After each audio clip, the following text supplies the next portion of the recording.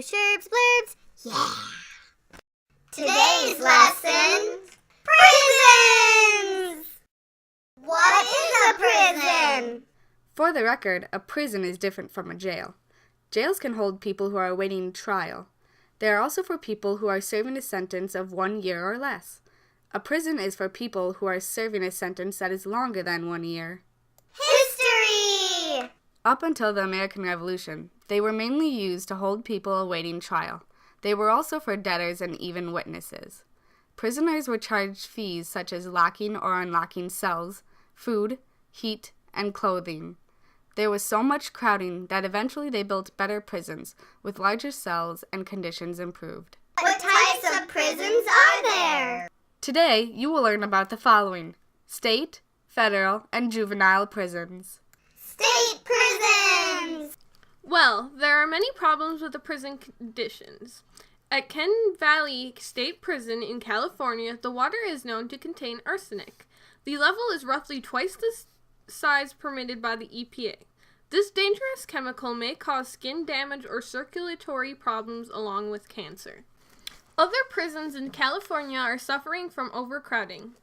This overcrowding violated the standards for medical and mental health care. This caused one inmate to die every 8 days, which could have been avoided.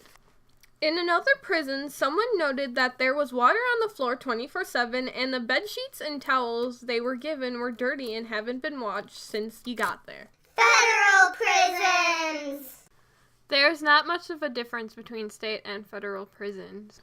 Many federal prisons are still overcrowded and more prisoners need medical help.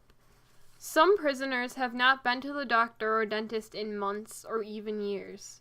Some prisons have no rehab programs or even counseling. Basically, conditions in both state and federal prisons are bad. Juvenile detention! Juvenile detention centers are used for citizens who are not yet adults. They are very unhealthy and unsanitary, which leads to the widespread transmission of diseases. They are both physically and mentally horrific to children as well. Suicidal behavior is one of the most common problems in juvenile detention centers.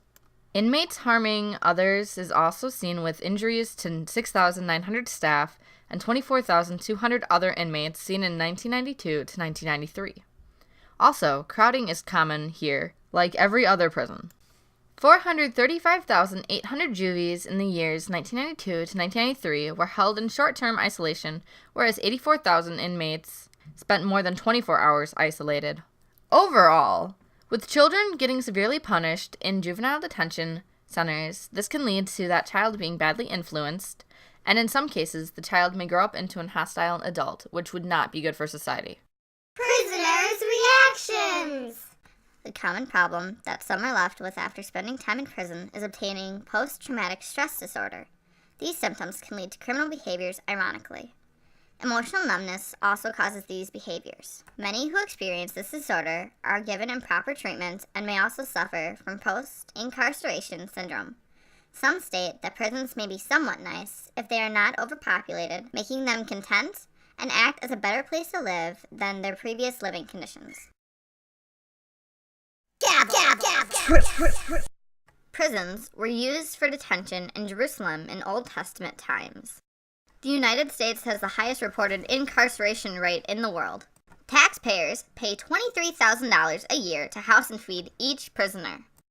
As of 2006, at least 9.25 million people were currently imprisoned worldwide. Sherbs, blurbs, yeah!